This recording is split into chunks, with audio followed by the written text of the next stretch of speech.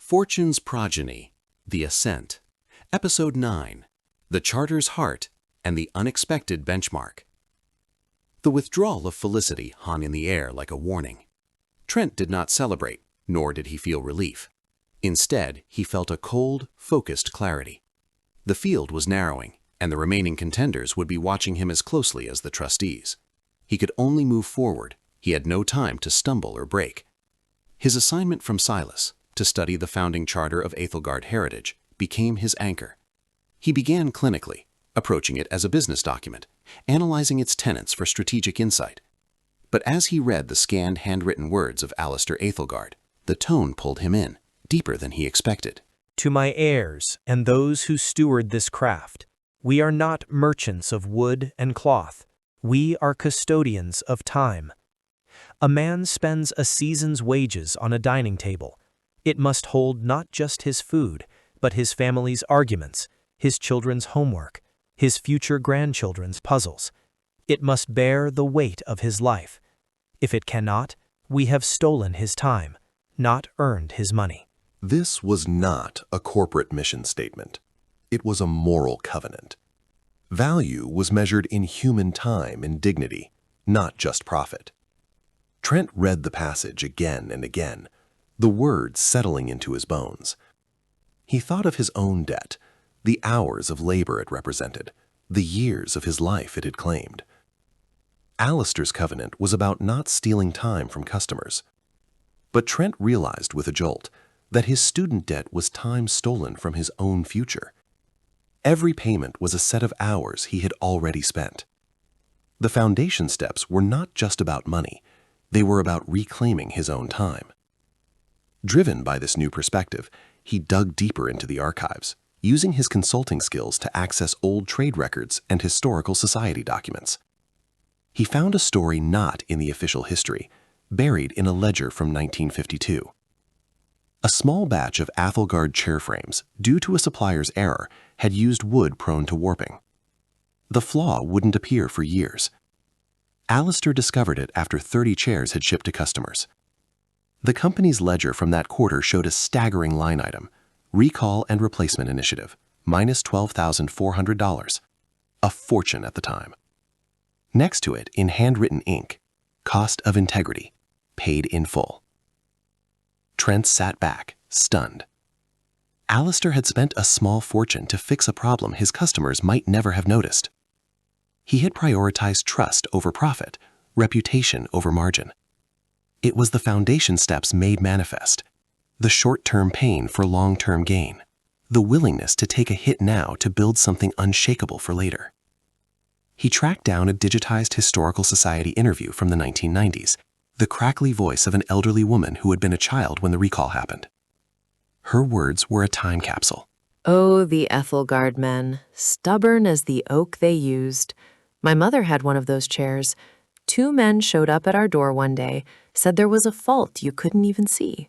Took the old chair, left a new one, and a fruit basket for the trouble. Wouldn't hear a word about it. Said Mr. Alistair's word was on the chair, and his word didn't warp. Trent closed his laptop, the story echoing in his mind. The empire was built on a promise. It was not built on financial engineering. The foundation steps were the personal application of that same covenant. His debt was a warped chair frame in his personal ledger. Attacking it with intensity was the cost of integrity he had to pay to be trustworthy. He would be getting rid of that warped chair. That night, his log entry was different. He titled it, The Soul of the Machine. Entry: the Aethelgard fortune wasn't built on a financial trick. It was built on a covenant to never steal a client's time or trust. The foundation steps are the personal application of this. My student debt is a liability, a warped chair frame. Attacking it with intensity is my recall. The pressure of the protocol is to see if I'll choose the $12,000 recall when no one is looking. Felicity broke because she was chasing returns, not integrity. I will not make the same mistake. The insight from the charter was tested sooner than he expected.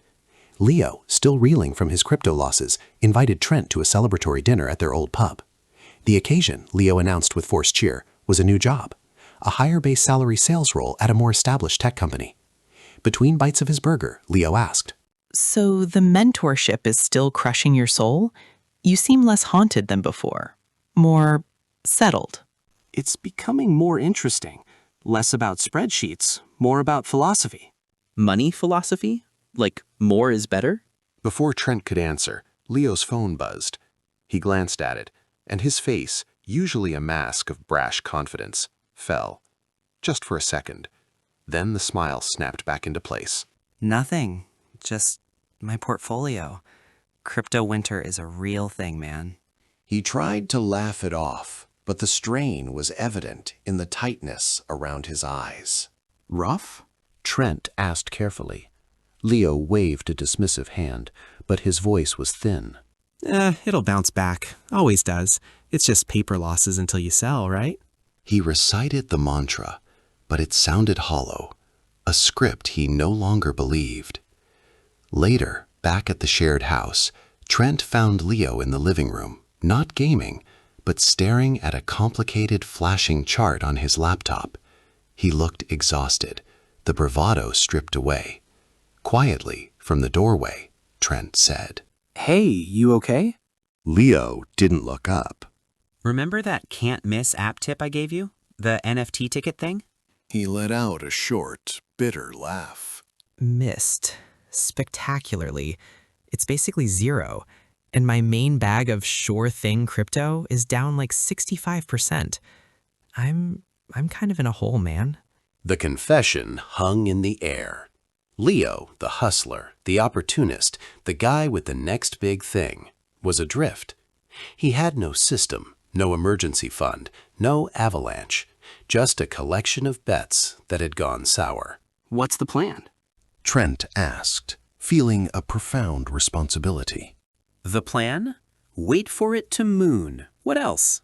The defiance was back, but it was thin, a paper shield. Trent thought of Alistair Aethelgard paying the $12,000. He thought of the cost of integrity. He wasn't allowed to reveal the protocol, but he could share the principles, the ones that had saved him from Leo's fate.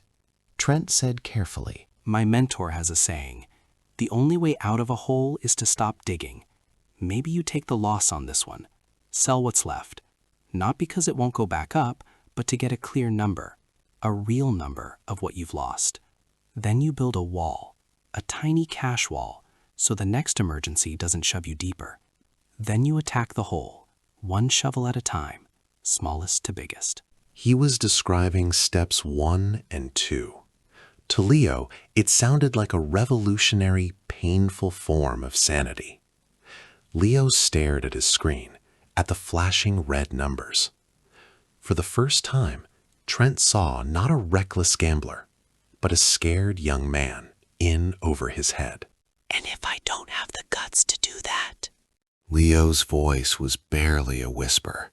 Then Trent said softly, Then the hole gets deeper, and it gets harder to ever get out. He left Leo with the thought, walking back to his small room. He opened his own debt tracker, $4,812.39, a hard, clear number going down every month. He felt no schadenfreude, only a crushing gratitude for his system and a sobering new benchmark for success. It wasn't just about beating Felicity or the other cousins. It was about not ending up like Leo, trapped in the chaos of his own choices, waiting for a moonshot that would never come. The Progeny protocol was forging someone who would never be a slave to a volatile chart on a screen in a dark room. He closed his laptop and went to bed. Tomorrow, the avalanche would continue. The charter would be studied. The debt would shrink. And somewhere in the quiet of his new, smaller life, Trent Ashford was becoming the steward Alistair might have recognized.